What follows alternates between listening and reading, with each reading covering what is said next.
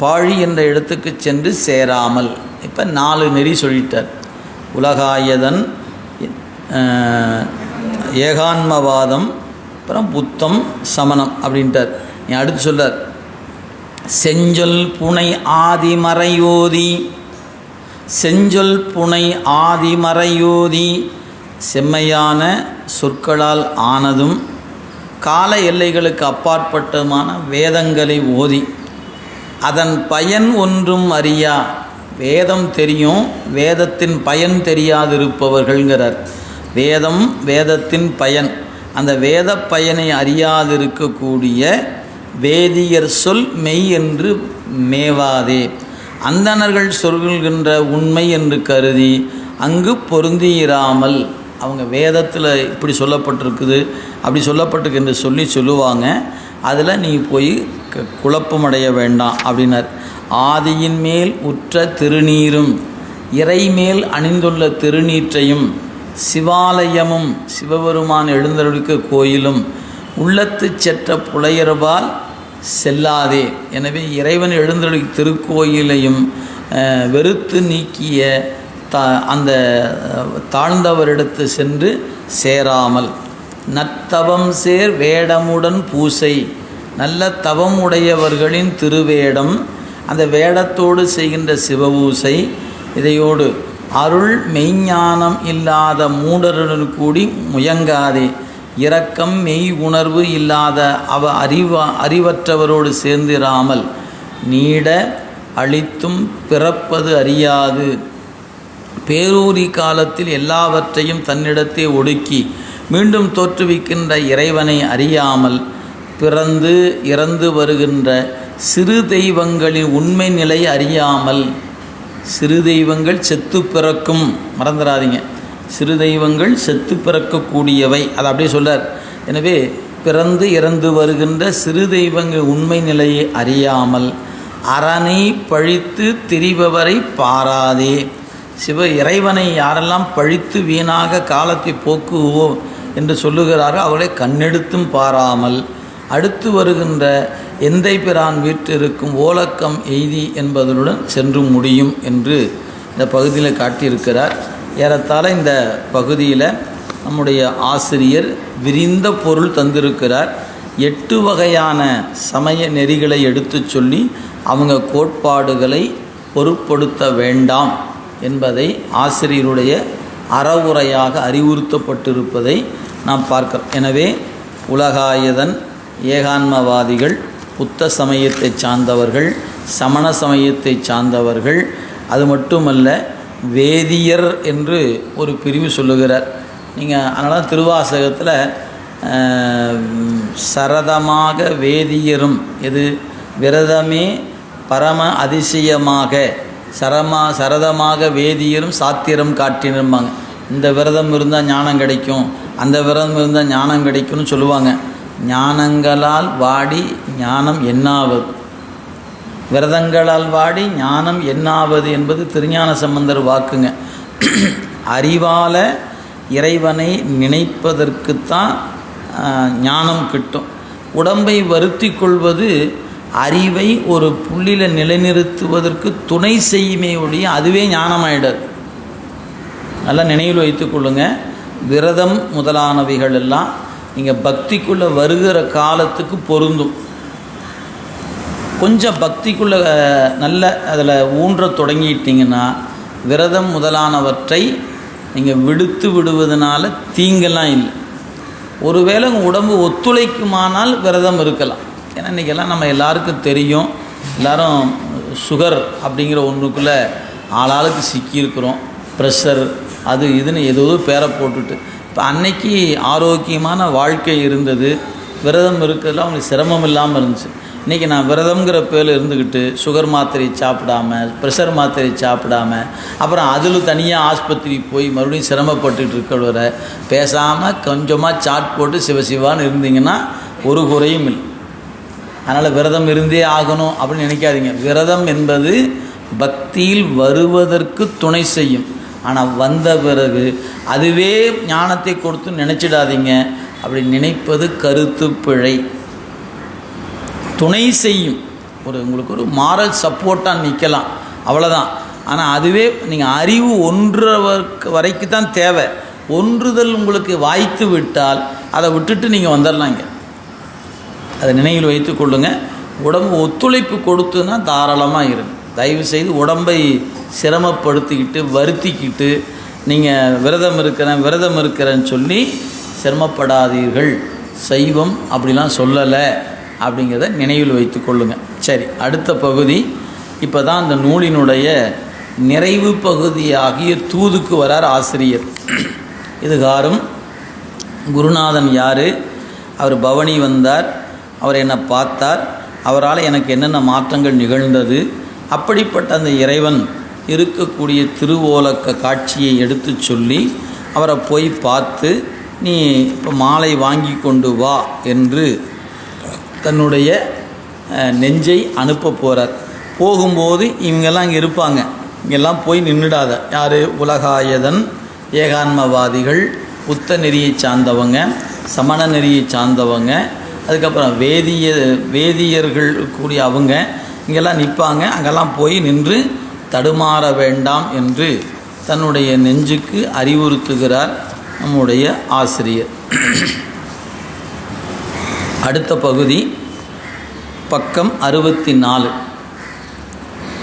விழித்து அருளை தந்து எம்மை ஆண்டு அருளும் சம்பந்தமா முனிவன் அந்தம் கடந்து அப்பாலாய் நின்றோன் எந்தை பிரான் வீற்றிருக்கும் ஓலக்கம் எய்தி அடி வீழ்ந்து இறஞ்சி போற்றி சய சய போற்றி என ஆர்த்த கரி அன்று உரித்தாய் நின் பவனி ஆதரித்தார் எல்லாரும் வென்றி மதன் அன்புபட விழ்வரோ.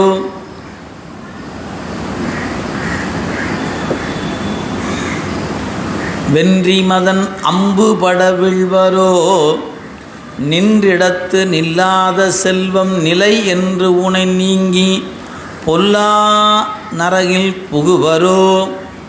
பல்லோரும் கத்தும் சமய கணக்கில் படுவரோ சித்தம் பலகால் திகைப்பரோ. முத்தம் பொருண நகை மடவார் புன்கலவி இன்பம் மருவி மயங்கி வருவரோ. இரு பொழுதும் நாள் 27 நவக்கிரகமும் நலியும் கோள் இது என்று எண்ணி குறிப்பரோ.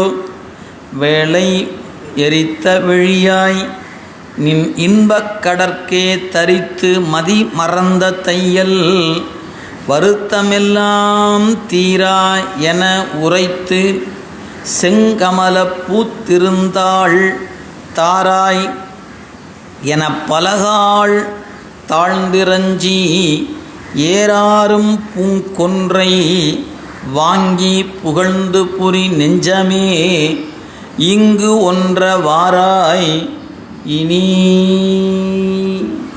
இப்போ தன்னுடைய நெஞ்சுக்கு அறிவுறுத்துகின்ற பகுதி, நூலினுடைய நிறைவு பகுதி என்ன சொல்றார் பாருங்க.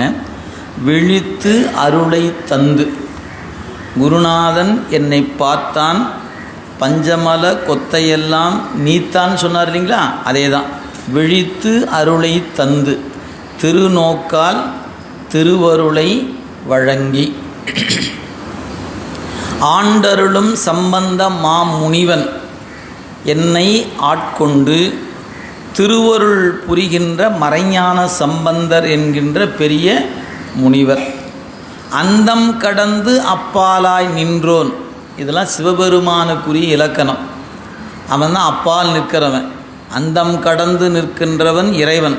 அப்போ சம்பந்த முனிவன் யார் அப்படின்னு கேட்டால், சிவமே சம்பந்த முனியாக என் பொருட்டு வந்தது, அவ்வளோதான். இதுதான் அவருடைய அனுபவம். அப்போ இங்கே சொல்லப்பெறுவது இறை இலக்கணம். அந்த இறைவனுக்குரிய இலக்கணம் இப்போ குருநாதன் மேலே வச்சு காட்டுறார். எனவே அந்தம் கடந்து அப்பாலாய் நின்றோன், அந்த முதல் முடிவு என்று சொல்லக்கூடியவற்றை கடந்து நிற்கக்கூடிய இறைவன். எனவே இறுதி இல்லாமல் அனைத்து தத்துவங்களையும் கடந்து அதற்கு அப்பாலாய் உள்ளவன். எந்தை பிரான் என்னுடைய ஞான தந்தை பிரான் என்னுடைய தலைவன் வீற்றிருக்கும் ஓலக்கம் எய்தி. குருநாதர் எழுந்தருளி இருக்கிற இடத்துக்கு திருவோலக்கம் என்று பெயர். அதனால் திருவாசகத்தில் திருவோலக்கம் சேவிக்க எந்தா இனித்தான் இறங்காயேனர். பெருமானே நீ ஆடிக்கொண்டிருக்கிற அம்பலமாகிய இடத்தை கண்டு வணங்கணும். எனவே திருவோலக்கம் சேவிக்க, சேவித்தல் அப்படின்னு சொல்ல அங்கே பயன்படுத்தி பார்க்குறோம். எனவே தலைவன் வீற்றிருக்கும் திருவோலக்கம் எய்தி. எனவே அடியார் குழாம் கூட்டமாக சூழ்ந்திருக்கக்கூடிய அந்த அருள் புரிகின்ற இடத்துக்கு சென்று நாள் ஓலக்கம் என்கிற அந்த திருக்காட்சி இடத்தை அடைந்து அடி வீழ்ந்து இறைஞ்சி போற்றி சய போற்றி. எனவே குருநாதனை பார்த்து நீ என்ன பண்ணணும்? கையெடுத்து கும்பிட்டு நீட்டி விழுந்துரு.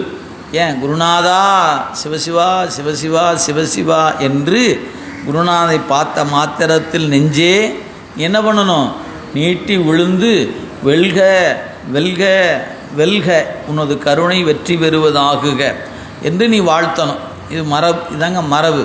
அதனால் அடி வீழ்ந்து இறைஞ்சி சய போற்றி. எனவே போற்றி சய போற்றி என்று நீ என்ன பண்ணணும்? அந்த குருநாதனை கண்டு வணங்க வேண்டும். அது மட்டுமல்ல, அன்று யானை உரி போர்த்து நடமாடியவன் நீ. யானை தோல் போர்த்து நடமாடியது சிவபெருமான். ஆனால் இப்போ அது யார் மேலே வைக்கிறாரு? தன் குருநாதன் மேலே வைக்கிறார். ஆர்த்த கரி அன்று உரித்தாய். எனவே ஆராபாரத்தோடு வந்த கயாசுரன்கிற யானையை அன்று தேவர்கள் வேண்ட தோலை உரித்து போர்த்தி கொண்டாய். நின் பவனி ஆதரித்தார் எல்லாம். உன்னுடைய திருவுலா காட்சியை தரிசிக்கக்கூடியவர்கள் என்ன பயன்பெறுவார்கள்? வென்றி மதன் அன்புபட வீழ்வரோ. உன் திருவோல காட்சியை தரிசிப்பவர்கள் மன்மதனுடைய அம்புகளுக்கு ஆளாக மாட்டார்கள் அப்படின்னர். என்றும் நில்லாத செல்வம் நிலை என்று, எந்த காலத்தும் நிலையில்லாத செல்வத்தை நிலையானது என்று கருதி மயங்க மாட்டார்கள். எனவே என்றும் நில்லாத செல்வம் நிலையானது என்று கருதி அவங்க மயங்க மாட்டாங்க அப்படின்னார். அது மட்டுமல்ல, உனை நீங்கி பொல்லா நரகில் புகுவரோ. இறைவனை விடுத்து நரகம் என்கிற உலகத்துக்கு போவாங்களா? போக மாட்டார்கள். நீங்கள் 5 எழுத்து பதிகத்திலே அதான் சொல்வார். கொல்வாரேனும் குணம்பல நன்மைகள் இல்லாரேனும் எம்புவராயிடின் எல்லா தீங்கையும் நீங்குவர் என்பரார் நல்லார் நாமம் நமச்சிவாயவேனர். அதே பதிகத்தில் நரகம் 7 புக நாடினர் ஆயின் வாயின் உருத்திரர் நீ விரவியே புகுவித்திடும் என்பரால் வரதன் நாமம் நமச்சிவாயவே என்று அருள் செய்திருப்பதை நாம் பார்க்கிறோம். அதனால் இறைவனுக்கு ஆட்பட்டுபவர்கள் நரகத்துக்கு போக மாட்டார்கள். அப்போ நமக்கு என்ன லாபம் அப்படின்னு கேட்டால், நரகத்துக்கு போகாமல் தடுக்கப்படுகிற வாய்ப்பு இறைவனை விரும்பினா நமக்கு கிடைக்கும். அப்போ நம்ம இறைவனை விரும்பலாமா வேண்டாமா அப்படின்னு யாருக்காவது தோணுச்சுன்னா, நரகத்துக்கு போகக்கூடாதுன்னு நினச்சவங்க விரும்புங்க. இல்லை சார் அதை ஒன்றும் பார்க்காம விட்டுட்டா கொஞ்சம் பார்க்கலன்னு ஆயிருமே அப்படின்னு நினச்சிங்கன்னா மெல்ல விரும்புங்க. அவ்வளோனா சொல்லலாம், வேற என்ன சொல்லலாம். அதனால் நரகம் செல்ல மாட்டார்கள் அப்படின்னார். வென்றி மதன் அன்புபட விழ்வரோ. உலக மயக்கம் என்று சொல்லக்கூடிய வண்ணமாக மன்மதனுடைய அம்புகளில் இருந்து காப்பாற்றப்படலாம். அப்போ மன்மதனுடைய அம்பிலிருந்து பிழைக்கணும்னா சிவபெருமானை விரும்பி நின்றால் அதில் நம்ம விழமாட்டோம். ஆனால் சொல்கிறார், எனவே அம்பினால் துன்பப்படுவரோ படமாட்டாங்க. என்றும் நில்லாத செல்வம் நிலை என்று, எந்த காலத்தும் இல்லாத செல்வத்தை நிலையானது என்று எண்ணி உனை நீங்கி பொல்லா நரகில் புகுவரோ. அந்த செல்வம் காரணமாக உன்னை விட்டு நீங்கி தீய நரகத்தில் புகுவார்களோ? புகமாட்டார்கள். எனவே அது மட்டுமல்ல, பல்லோரும் கத்தும் சமய கணக்கில் படுவரோ அப்படின்னார். அறிவுடைய பலரும் தம் கொள்கையாலே உயர்ந்தது என்று கூறுகின்ற சமயவாதிகளின் பக்கம் செல்வார்களோ? இல்லை. சித்தம் பல்கால் திகைப்பரோ, அவங்க பல விதத்தில் பல்வேறு வகையான தாக்கத்தால் பல முறை சித்தம் கலங்கி அவங்க மயங்குவாரோ மயங்க மாட்டார்கள். முத்தம் பொருத நகை மடவார் புன்கலவி இன்பம் மருவி மயங்குவர். முத்து போன்ற பற்களால் சிரிப்பை உடைய நிற்கக்கூடிய மகளிர் உடன் புல்கிய சிற்றின்பத்தில் பொருந்தி மயக்கம் கொள்வாரோ இல்லை அப்படின்னார். எண்ணி கோள் இது என்று எண்ணி குறிப்பரோ, 9 கோள்கள் துன்புறுத்தும் கெட்ட நேரம் இது என்று எண்ணி அவற்றை ஆகாதவை என்று குறிப்பார்களோ இல்லை.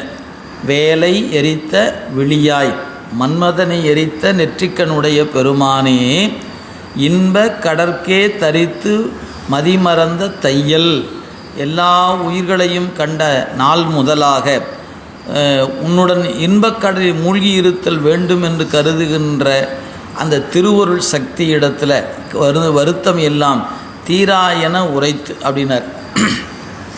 எனவே அந்த வருத்தங்கள் எல்லாம் முற்றிலுமாக தீரும் பொருட்டாக செங்கமல பூந்திருத்தாள் தாராய், பெருமானே உன்னுடைய திருவடி தாமரைகளை எனக்கு தருவாயாக என பலகால் தாழ்ந்து இறஞ்சி, ஒரு கால் இருகால் அல்ல, பலகால் தாழ்ந்து இறஞ்சி கீழே விழுந்து வணங்கி அவனர் கீழே பலமுறை விழுந்து வணங்கிய நில ஏரோரும் பூங்கொன்றை வாங்கி, அந்த பெருமான் குருநாதன் அணிந்திருக்கிற கொன்றை மாலை, அந்த மாலையை வாங்கி கொண்டு வேகமாக நெஞ்சே நீ என்னிடம் நோக்கி விரைந்து வருக அப்படிங்கிற புகழ்ந்த புரி நெஞ்சமே, அத்தலைவரின் பொருள் சேர்ப்புகளை விடாமல் ஓதிக்கொண்டு இருக்கும் நெஞ்சமே, இங்கு ஒன்ற வாராய் இனி, என்னுடைய பிரிந்திருக்கிற நீ, நான் அவளை இனிமேல் விடமாட்டேன், நீ விரைவாக சென்று என் குருநாதனிடத்தில் கண்டு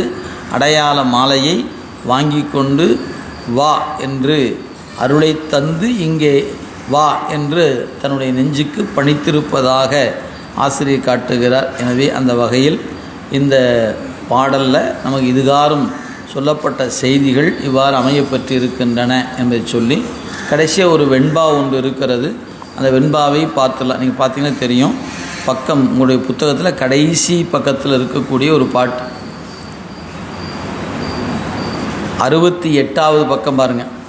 வெம்பும் பிறவி அலை வீழாமல் வீடளித்த சம்பந்த மாமுனிவன் தார் வாங்கி அம்புந்தும் வஞ்சம் மேவும் வவ்வினை எல்லாம் அகல நெஞ்சமே வாராய் நினைந்து. இந்த பாட்டில் சொல்லார், வெம்பும் பிறவி அலை வீழாமல், கொடிய பிறவி கடலில் மூழ்கி போயிடாதவாறு கருணை செய்கின்ற வண்ணமாக பேரின்ப வீட்டை தந்தருளிய மறைஞான சம்பந்தர் என்கின்ற பெரிய முனிவராகிய அவரிடத்தில் கொன்றை மாலையை அம்பிலும் கொடிய கண்களையுடைய மகரீரா உண்டாகும் தீவினைகள் எல்லாம் நீங்கும் வண்ணமாக அவரை வழிபாடு செய்து வாங்கி வருவாயாக என்று தன்னுடைய நெஞ்சுக்கு அறிவுறுத்துகிறார் நம்முடைய உமாபதி சிவம். எனவே இந்த பகுதியில் கடைசி பகுதியாகிய அந்த 10, 11, 12 போன்ற பகுதிகள் குருநாதனுடைய வருகை, அவருடைய வருகையில் ஏற்படுகிற மாற்றம் என்பதை ஒருவாறு நமக்கு எடுத்து காட்டியிருக்கிறார் ஆசிரியர் என்ற சிந்தனையை சொல்லி, நம்ம காலை அமர்வை இந்த அளவில் நிறைவு செய்து, உணவுக்கு பிறகு நம்முடைய மாலையில் திருவருட்பயன் அப்படிங்கிற அடுத்த சாத்திர நூலை நாம் சிந்திக்க இருக்கின்றோம். நமக்கு இதுகாரும், நமக்கு உண்மை விளக்கம், அதுக்கப்புறம் போற்றி பகருடை, நெஞ்சுவிடு தூது 3 நூல்கள் முழுமையாக சிந்தித்து நிறைவு செய்யப்பட்டிருக்கிறது. 4வதாக நமக்கு திருவருட்பயன்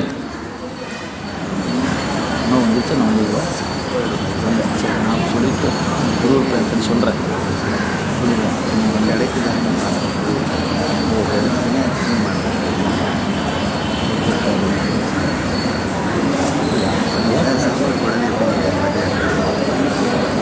சொல்ல முடியும்.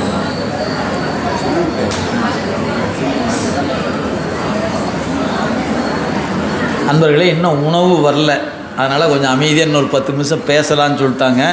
அதனால் நம்ம அடுத்த வகுப்புக்கு தான் போகிறோம்.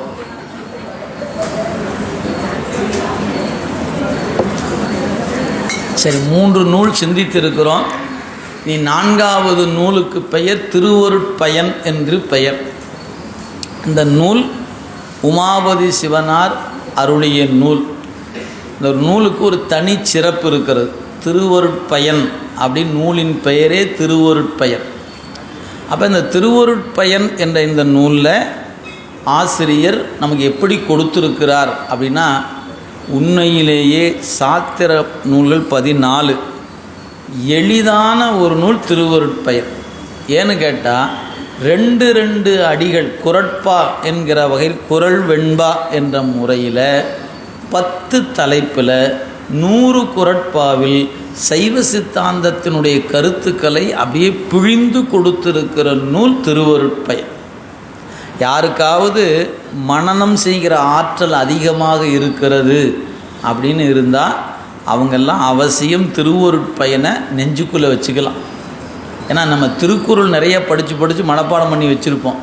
அதுபோலவே திருவருட்பயன் என்கிற இந்த நூலும் எளிதாக மனனம் செய்து கொள்வதற்கு அருமையான நூல் திருவருட்பயன் என்கிற நூல். இதை நமக்கு உமாபதி சிவம் நமக்கு தந்திருக்கிற ஒரு கொடை. இந்த நூலுக்கு இன்னொரு சிறப்பு என்ன அப்படின்னு கேட்டால், இந்த நூலில் 10 தலைப்பு, ஒவ்வொரு தலைப்பின் கீழும் 10 குறட்பா. அப்போ 10 தலைப்பில் 10 குறட்பா இருக்கிறது. இதை அடிப்படையாக கொண்டு உமாபதி சிவம் தேவார அருள் முறை திரட்டுன்னு ஒரு நூல் செய்திருக்கிறார். நீங்கள் அகத்திய தேவார திரட்டுன்னு ஒரு நூல் இருக்கிறது. 25 பதிகம், 8 தலைப்பு, குருவருள் அப்படின்னு தொடங்கி அடியாருடைய வணக்கம் வரைக்கும் 25 பதிகம் இருக்கிறது. அதில் மூவர் தேவாரத்தை அடிப்படையாக கொண்டு தொகுக்கப்பட்டது. சிவாலய முனிவர் என்று ஒரு முனிவர், அவர் அகத்தியரை வேண்டி பொதிய மலையில் தவம் இருக்கிறார். ஏன், இந்த தேவார பதிகங்களை முழுசாக படிக்கணுக்கு ஆசை. எப்படி, ஒரு நாளைக்கு ஒரு முறை எல்லா தேவாரம் சொல்லணும்னு ஆசை. 8000 பாட்டு ஒரே நாளில் சொல்ல முடியுமா என்ன? சொல்ல முடியாது. அதனால் என்ன பண்ணார், அகத்தியர்கிட்ட அவரை குருவாக கொண்டு பொதிய மலையில் அமர்ந்து தவம் செய்கிறார். வரலாற்று செய்தியாக பார்த்திங்கன்னா, குற்றாலத்தில் இருந்து அவர் தவம் செய்ததாக வரலாற்று செய்தி. அடிப்படையாக குற்றாலநாதர் கோயிலில் சிவாலய முனிவருக்கு ஒரு சன்னதி இருக்கிறது, மறந்துடாதீங்க. நேர் எதிர்ப்புறத்தில் அகத்திய முனிவருடைய சன்னதி இருக்கிறது. நீங்கள் வாய்ப்பு இருக்கிறவங்க குற்றாலம் போயிருப்போம், அருவியில் குளிக்க போயிருப்போம். குற்றாலநாதர்னு ஒருத்தர் இருக்கிறார், அங்கே இருக்கிற பெருமான். அந்த சிவாலயத்துக்குள்ளே உள்வலம் வந்தீங்கன்னா பெருமானை வலம் வருகிற இடத்துல சிவாலய முனிவரும் இருக்கிறார். அவருக்கு நேர் எதிரில் அகத்திய முனிவரும் இருக்கிறார். ஏன்னா அவர் தவம் செய்த இடம் என்பதனால் அந்த சிவலிங்கமே அகத்திய முனிவரால் தான் சிவலிங்கம் ஆயிற்று என்பது தல வரலாறு. எனவே அவரை வேண்டி இருந்த பொழுது அகத்திய முனிவர் சிவாலய முனிவருக்கு உணர்த்தினார், நீ எல்லாத்தையும் படிக்க முடியாது, நான் ஒரு 8 தலைப்பு சொல்கிறேன், அதில் 25 பதிகத்தை குறிச்சிக்க, இதை நீ படித்தால் தேவார திருப்பதிகங்கள் முழுமையாக ஓதிய பயன் உனக்கு கிடைக்கும் என்று சொன்னதாக ஒரு செய்தி ஆச்சுங்களா. அதனால் அந்த பதிகத்துக்கு பேர் அகத்தியர் தேவார திரட்டு என்று பெயர். இது நமக்கு இன்றைக்கி எல்லா இடங்களும் கிடைக்கிறது இந்த புத்தகம். அதே சமயத்தில் உமாபதி சிவனார் செய்த தேவார அருள்முறை திரட்டுன்னு பேர். அதுக்கு பேர் 99 பாட்டு, 100 பாட்டு இல்லை, 99 பாடல்கள் இந்த 10 தலைப்பின் கீழ் அமையப்பெற்றிருக்கிறது. அதற்கு தேவார அருள்முறை திரட்டு என்று பெயர். இது திருவருட்பயன் அப்படிங்கிற நூலிற்கு ஒரு செய்தி. குறள் வெண்பாவில் அமையப்பெற்றது. சரி, இந்த 10 அதிகாரத்தை எப்படி அவர் அமைச்சிருக்கிறார் அப்படின்னு பார்த்தீங்கன்னா, முதல் தலைப்பு பதிமுது நிலை என்று பெயர். முதல் தலைப்பு பதிமுது நிலை.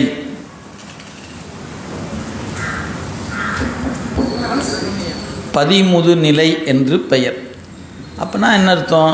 இறைவனது அனாதி முறைமையான பழமை அப்படின்னு சொல்ல. சிவரான்னு சொல்லும்போது எழுதுனா சிவனது அனாதி முறைமையான பழமைன்னு பார்த்தீங்கன்னா பதிமுது நிலை அப்படின்னு பேர். பதி என்பது சிவபெருமானுக்கு பெயர். பதிமுது நிலை இறைவனுடைய அனாதி நிலை அப்படின்னு முதல் தலைப்பு. ரெண்டாவது தலைப்பு வச்சார் உயிரவை நிலை. உயிரவை நிலை இதை ஒரே சொல்லால் உயிரவைன்னு சொல்லணும்.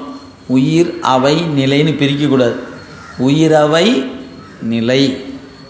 நீங்கள் ஞானசம்பந்தர் தேவாரத்தில் சிரபுரம் சிவபுரம்னு ஒன்று இருக்குது. சிரபுரம் ஒன்று, சிவபுரம் இருக்குது. சிவபுரம் அப்படின்னு ஒரு தலம் இருக்குது, கும்பகோணம் பக்கத்தில் இருக்கிறது.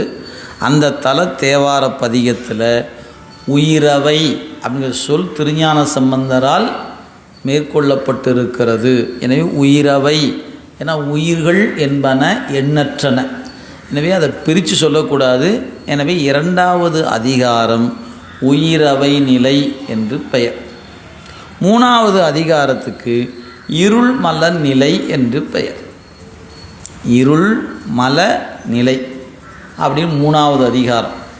பதிமுது நிலை, இருள் உயிரவை நிலை, இருள் மல நிலை அப்படி மூணாவது அதிகாரம். நான்காவது அதிகாரத்துக்கு அருளது நிலை என்று பெயர். இந்த திருவருள் சொல்கிறீங்களே ஐயா, அப்படின்னா என்னையா அப்படின்னு கேட்டிங்கன்னா 10 குறட்பால உமாபதி சிவம் திருவருள்னா என்னன்னு சொல்லியிருக்கிறார். 10 குறட்பா. எனவே அந்த தலைப்பு அருளது நிலை. 10 குறட்பா.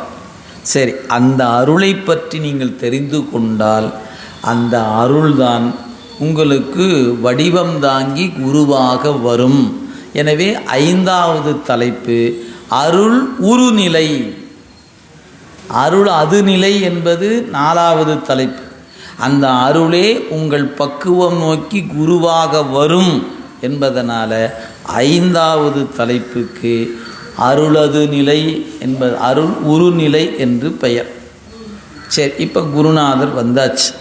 வந்தால் என்ன செய்வார்? அறிவுறுத்துவார்.